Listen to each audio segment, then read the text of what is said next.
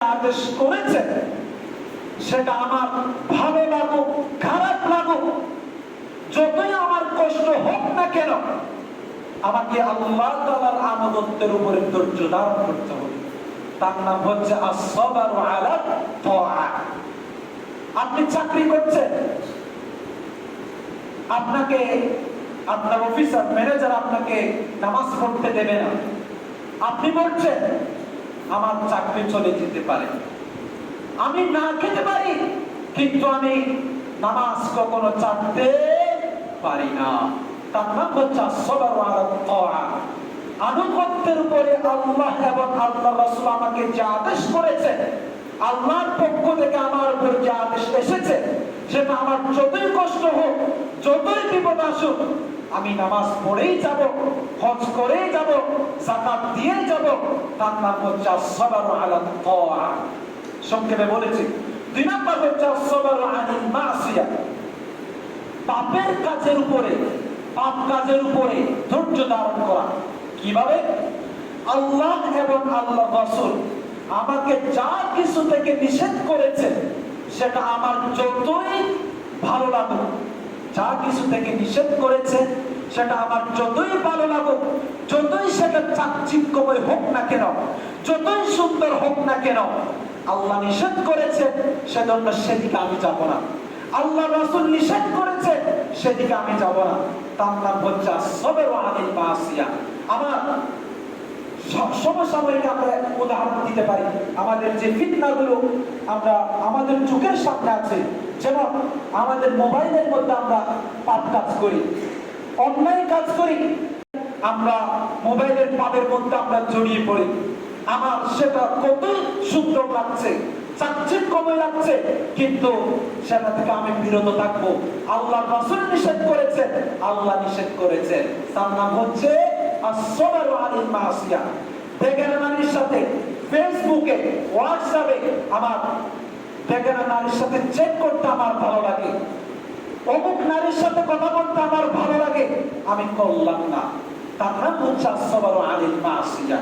আমার সুদ খেতে ভালো লাগে, ঘুষ খেতে ভালো লাগে, চুরি করতে ভালো লাগে, সিগারেট খেতে ভালো লাগে, আমি করলাম না। মানুষের সম্পদ আত্মসাৎ করতে আমার ভালো লাগে, আমি করলাম না। তার নাম হচ্ছে as-sabru আনিল মাসিয়া।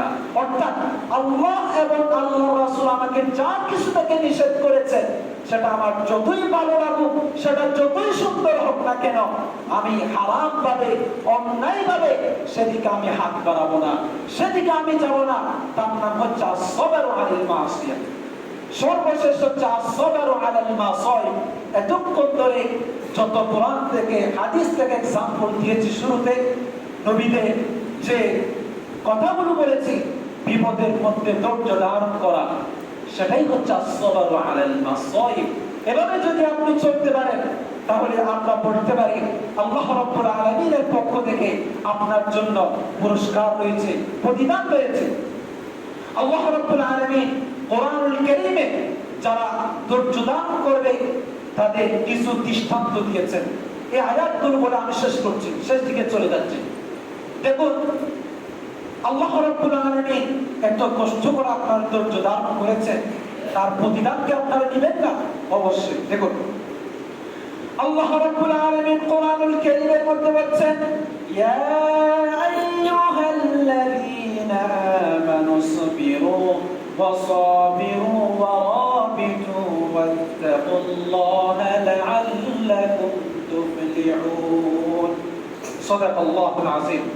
আল্লাহ রাব্বুল আলামিন যারা ঈমানদার, যারা আল্লাহকে বিশ্বাস করেছে, যারা রাসূলকে বিশ্বাস করেছে, যারা পরকালকে বিশ্বাস করেছে, তাদেরকে সম্বোধন করে বলছে ইসবিরু, তোমরা ধৈর্য ধারণ করো এবং ধৈর্য ধারণে তোমরা প্রতিযোগিতা করো, ওয়া রাবিতু, অটল থাকো, লাআল্লাকুম ওয়াত্তাকুল্লাহ, সাথে সাথে তোমরা এক আল্লাহকে ভয় করো। কাকে ভয় করব? আল্লাহকে ভয় করব। লাআল্লাকুম তুফলিহুন, তবেই তোমরা সফল কাম হবে, তবেই তোমরা সফলতা পাবে।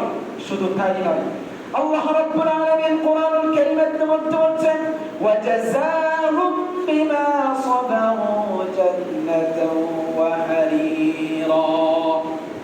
যারা ধৈর্য ধারণ করবে তাদের পুরস্কার হচ্ছে, তাদের প্রতিদান হচ্ছে আল জান্নাহ, তাদের জন্য হচ্ছে জান্নাতের মতো বড় নিয়ামত আল্লাহ রাব্বুল আলামিন দান করবেন। সুবহানাল্লাহ। শুধু তাই নয়, ওয়া হারিরা, তাদেরকে আল্লাহ রাব্বুল আলামিন কাল কিয়ামতের ময়দানে তাদেরকে রেশমি পোশাক পরিধান করাবেন।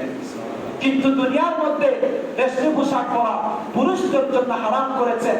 কাল কিয়ামতের ময়দানে আল্লাহ রাব্বুল আলামিন বলছেন যারা ধৈর্য ধারণ করবে তাদেরকে আল্লাহ রাব্বুল আলামিন রেশমি পোশাক পরিধান করাবেন। সুবহানাল্লাহ ওয়া বিহামদিহি। শুধু তাই নয়, আল্লাহ রাব্বুল আলামিন কোরআন কারীমে অন্য আয়াতে বলছেন উলাইকা ইউজাযাউনাল গুরফা বিমা সাবারু ওয়া ইউলাক্কাউনা ফিহা তাহিয়াতাও ওয়া সালামা। কথাগুলো আমার নিজ থেকে বলছি না, কোরআন কারীম থেকে বলছি, আমার বানানো কথা নয়, আমি শুধুমাত্র অনুবাদক। আল্লাহ রাব্বুল আলামিন বলছেন যারা ধৈর্য ধারণ করবে তাদেরকে আল্লাহ রাব্বুল আলামিন পুরস্কৃত হিসাবে যে পুরস্কার দান করবেন এই দুনিয়ার এই অট্টালিকা নয়, জান্নাতের মধ্যে আল্লাহ রাব্বুল আলামিন তাদেরকে উঁচু উঁচু দালান, উঁচু উঁচু অট্টালিকা তাদেরকে দান করবেন। সুবহানাল্লাহ। অতটুকুতে নয়, আরো দিবেন ওয়া ইউলাক্কাউনা ফিহা তাহিয়াতাও ওয়া সালামা, তাদেরকে আল্লাহ রাব্বুল আলামিন তাদেরকে সেলুট জানাবেন। আজকে বর্তমান আর্মিরা যে সেলুট জানে সেই সেলুট নয়, জুতা পা নিচের দিকে মাটির দিকে মেরে নয়, আল্লাহ রাব্বুল আলামিন জান্নাতের সেলুট আল্লাহ রাব্বুল আলামিন দুনিয়ার মধ্যে আপনাকে দিবেন। ওয়া ইউলাক্কাউনা ফিহা তাহিয়াতাও ওয়া সালামা, সেলুট আজকে তুমি নাও, কারণ যারা ধৈর্য ধারণ করবে তাদের জন্য হাসুনাত মুস্তাকাররাম ওয়া মুকামা। আল্লাহ রাব্বুল আলামিন বলবেন, ফেরেশতারা বলবেন এটা কতই না সুন্দর, কতই না চমৎকার। এভাবে আল্লাহ রাব্বুল আলামিন অনেক এক্সাম্পল দিয়েছেন, উদাহরণ দিয়েছেন আপনাদের উপঢৌকনের ব্যাপারে, আপনাদের হাদিয়ার ব্যাপারে। যারা ধৈর্য ধারণ করবে, আমাদের সময় শেষ, সেটা আমরা বাড়াচ্ছি না। এজন্য আমাদেরকে যে প্রথম যে ফার্স্ট আমাদেরকে যে জিনিসটা করতে হবে সেটা হচ্ছে, শুরুতে বলেছিলাম আল্লাহ রাব্বুল আলামিন এই পৃথিবীতে যত ইবাদত পাঠিয়েছেন, যত কিছু দিয়েছেন, সর্বপ্রথম যে জিনিসটা আপনাকে ধারণ করতে হবে, লালন করতে হবে, সেটা হচ্ছে ধৈর্য। আসসাবার, এটা যদি আপনি নিতে পারেন তাহলে আপনি পৃথিবীর মানুষের কাছে, সমাজের মধ্যে আপনি একজন আইডল হবেন, একজন মডেল হবেন।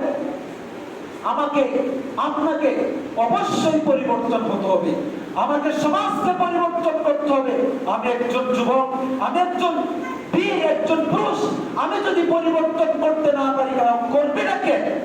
আমাকে তো সমাজ পরিবর্তন করতে হবে, সমাজকে ফুলের শুভেচ্ছা আমাকে দিতে হবে।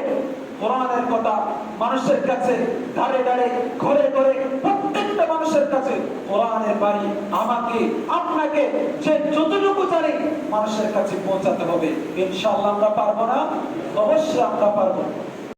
আমি দোয়া করছি, যা কথা বলেছে কোরআন থেকে, হাদিস থেকে যা বলেছি, সামান্য থেকে সামান্য যদি ভুল ত্রুটি হয়ে থাকে আল্লাহর কাছে ক্ষমা চাচ্ছি। যা সঠিক হয়েছে সেগুলো আমরা যেন প্রত্যেকে আমল করতে পারি এবং আমল করার জন্য তৌফিক দান করেন।